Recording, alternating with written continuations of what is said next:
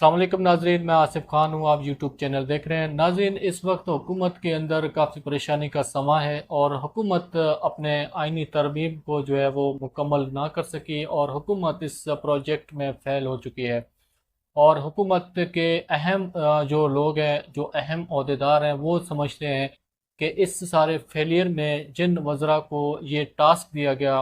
और जिन वज़रा के हवाले ये सारा जो आइनी तरमीम का मामला है वो किया गया, वो अपने इस टास्क में जो है वो फ़ेल हो गए। और उन वज़रा के फेलियर की वजह से हुकूमत को और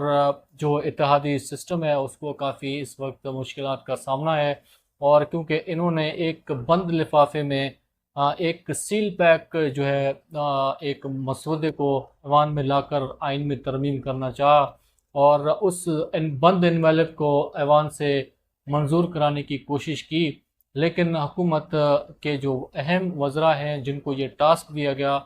वो वज़रा जो है इस सारे टास्क में फ़ेल हुए और वो बंद एनवेलप के अंदर जो उनका मवाद था वो लीक हो गया। और उसके लीक होने के बाद हुकूमत इस मामले को मैनेज करने में जो है वो नाकाम रही। और उसके बाद बड़ा कोशिश किया गया हुकूमत के जानिब से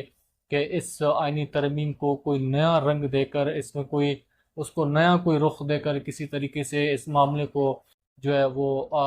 हैंडल किया जाए और इस गलती को जो है इसका जो है वो तदारक किया जाए। लेकिन हुकूमत फ़िलहाल जो है अपने इस प्रोजेक्ट में नाकाम हुई है। इमरान खान साहब इस मामले पर जो अपना मौक़िफ़ है वो दे चुके हैं। इमरान खान साहब का कहना है कि हुकूमत हर हाल में इस आइनी तरमीम को लाएगी, क्योंकि हुकूमत अगर इस आइनी तरमीम को लाने में नाकाम रही तो फिर हुकूमत चल नहीं सकेगी और हुकूमत किसी सूरत भी इस आइनी तरमीम से पीछे नहीं हटेगी। क्योंकि हुकूमत अगर इस आइनी तरमीम को करने में कामयाब नहीं हुई तो ये बहुत बड़ा हुकूमत का जो है वो एक सियासी शिकस्त सियासी इत्तेहादियों का होगा। लेकिन अब आगे चल के जो हुकूमत है वो क्या स्टेप ले सकती है इस आइनी तरमीम को जो है हतमी मराहल तक पहुँचाने के लिए या इस प्रोजेक्ट को कामयाब करने के लिए। हुकूमत के पास एक ऑप्शन था मौलाना फजल रहमान और उसका जमायत, उसके ज़रिए जो है ये जो आइनी तरमीम है इसको पाए तकमील तक पहुँचाया जा सकता था। और फिर पाकिस्तान तहरीक इंसाफ के जो MNAs हैं जिनको इलेक्शन कमीशन ने आज़ाद जो है वो डिक्लेयर किया हुआ है, लेकिन उस मामले पर जो सुप्रीम कोर्ट का जो केस है, हमने पिछले अपने व्लॉग में ज़िक्र किया था कि ये बड़ा इम्पोर्टेंट केस होगा, क्योंकि इसी केस के बाद ही ये मामला सेट होगा और इसी केस के फाइनल होने के बाद ही ये पता चलेगा कि पाकिस्तान तहरीक इंसाफ के जो 41 MNAs हैं वो आज़ाद तस्वर होते हैं या फिर उनको सुप्रीम कोर्ट की जानिब से जो ऑर्डर्स जारी किए उसके मुताबिक इलेक्शन कमीशन जो है उन MNAs को पाकिस्तान तहरीक इंसाफ का के मेंबर जो है वो तस्लीम करती है या नहीं करती। और इस मामले पर हुकूमत ने काफ़ी इंतज़ार किया कि जो फैसला है सुप्रीम कोर्ट का जो तफसीली वो जारी हो, लेकिन सुप्रीम कोर्ट की जानिब से वो तफसीली फ़ैसला अभी तक जारी नहीं किया गया। अलबत्ता जो कन्फ्यूजन था इलेक्शन कमीशन को इस फ़ैसले पर इम्प्लीमेंट करने के लिए, उसके कन्फ्यूजन दूर करने के लिए जो सुप्रीम कोर्ट के जज साहिबान हैं उन्होंने जवाब जो है वो इलेक्शन कमीशन को दे दिया। लेकिन इलेक्शन कमीशन अभी तक इस मामले पर फ़ैसला करने में कामयाब नहीं हो सकी और अभी तक इलेक्शन कमीशन ये फ़ैसला नहीं कर सकी कि सुप्रीम कोर्ट के जो ऑर्डर्स हैं उस पर अमल करना है या उस पर अमल नहीं करना। ये बड़ा पेचीदा मामला है और ये सारा जो आइनी तरमीम का प्रोसेस है, ये पूरा मामला जो है इस मखसूस नशिस्तों के केस से जुड़ा हुआ है। दूसरी जानिब मौलाना फजल रहमान जो साबिक़ा PDM का सरबराह और मौजूदा जो सियासी क़यादत है उनका बहुत ही करीबी रहा। मौलाना फजल रहमान ने पाकिस्तान मुस्लिम लीग नून के लिए बड़े सियासी कुर्बानियाँ दी और बहुत अपने ऊपर तनकीद बर्दाश्त की और बहुत अपने लिए जो सियासी पेचीदगियाँ हैं वो मौलाना फजल रहमान ने जो है वो पैदा की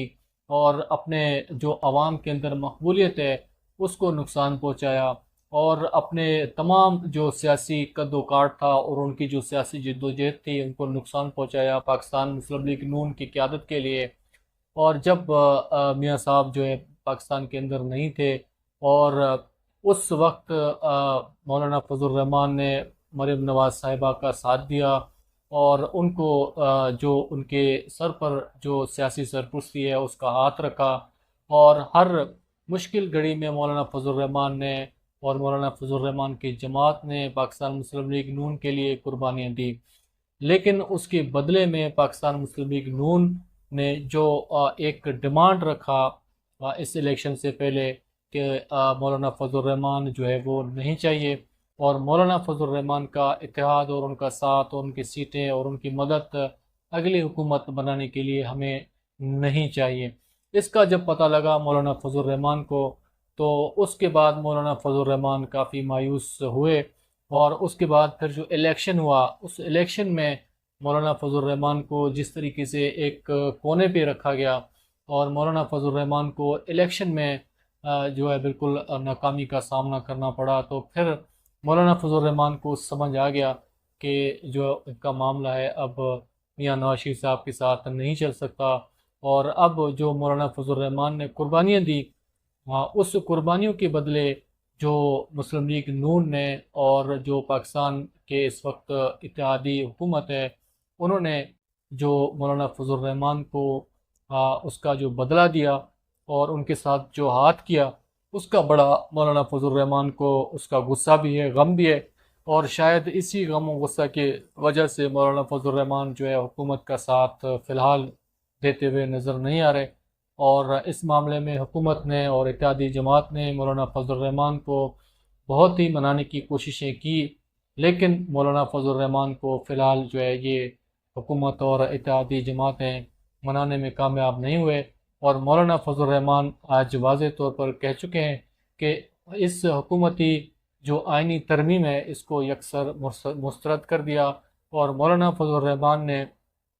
हुकूमत का जो है वो साथ देने से फ़िलहाल इनकार कर दिया है।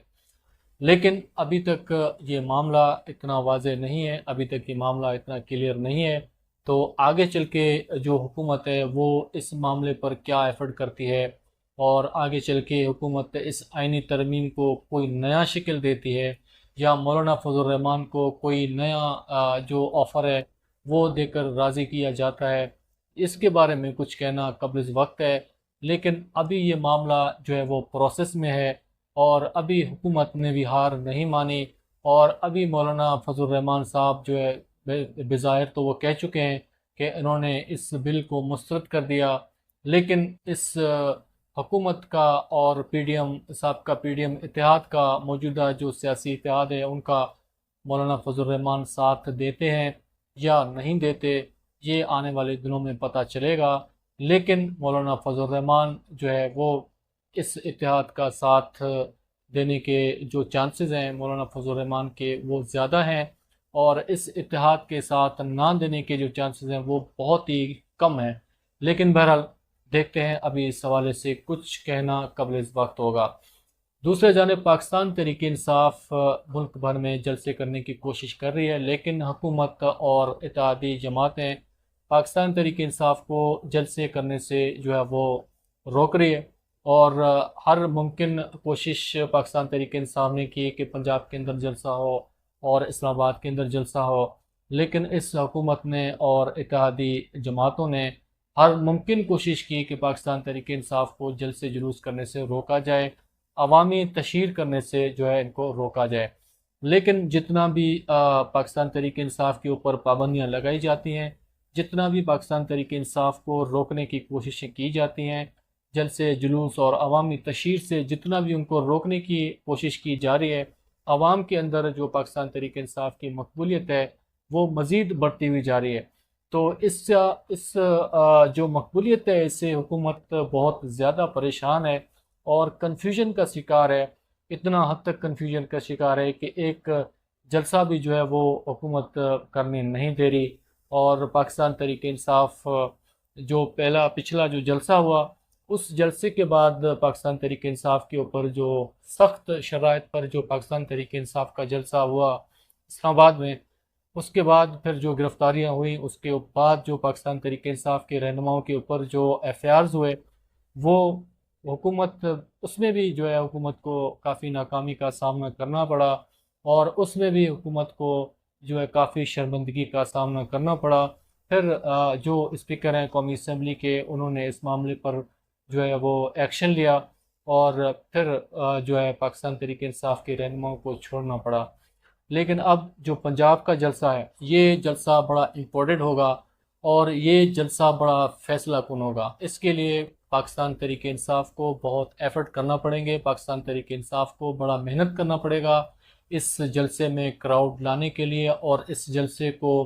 पुरअमन तरीके से पाए तकमील तक पहुँचाने के लिए और इस जलसे के लिए जो एनओसी है उसके हुसूल के लिए। लेकिन पाकिस्तान तहरीक इंसाफ इस सारे प्रोसेस में कामयाब हो भी जाती है तो फिर भी पंजाब के अंदर जो जलसा है वो काफ़ी जो है वो मुश्किल होगी और हुकूमत इस जलसे को हर मुमकिन तरीके से रोकने की कोशिश करेगी, क्योंकि इस जलसे में अगर पाकिस्तान तहरीक इंसाफ कोई बड़ा क्राउड ला सके और ये जलसा पाकिस्तान तहरीक इंसाफ कर सके तो हुकूमत के लिए ये काफ़ी ख़तरनाक जलसा साबित हो सकती है और ये कहा जा सकता है कि फिर हुकूमत इस एक जलसे की मार हो सकती है। लेकिन क्योंकि पिछली जो हुकूमत के जो रवायत हैं उनको अगर देखें तो हुकूमत इतने आसानी से पाकिस्तान तहरीक इंसाफ को ये जलसा करने नहीं देगी और ये जलसा जो 21 सितंबर का लाहौर के अंदर पाकिस्तान तहरीक इंसाफ करने जा रही है, ये जो है बड़ा इम्पोर्टेंट होगा। अगला जो सियासी मंजरनामा है वो इस जलसे के बाद बड़ा वाज़े और क्लियर हो जाएगा। बहरहाल देखते हैं कि इस जलसे को करने में पाकिस्तान तहरीक इंसाफ कामयाब हो जाती है। अब मामला ये है कि हुकूमत के पास इस वक्त कोई कानूनी ऐसा नुक्ता नहीं है कि जिस बुनियाद पर मज़ीद पाकिस्तान तहरीक इंसाफ के जो रास्ते हैं वो रोके जा सकें और पाकिस्तान तहरीक इंसाफ का जो सियासी तशहीर है उसको रोका जा सके और पाकिस्तान तहरीक इंसाफ की जो मकबूलियत है उसको रोका जा सके। तो अभी जो हुकूमत है और इत्तेहादी जमातें हैं उनके लिए ये काफ़ी परेशान कन मरहला है और ये इतना आसान नहीं है कि अब पाकिस्तान तहरीक इंसाफ की मकबूलियत को रोका जा सके और इमरान खान साहब को मज़ीद जेल में रखा जा सके। तो इमरान खान साहब के जो केसेस हैं, जिस केसेस के बुनियाद पर इमरान खान साहब को जेल में रखा गया,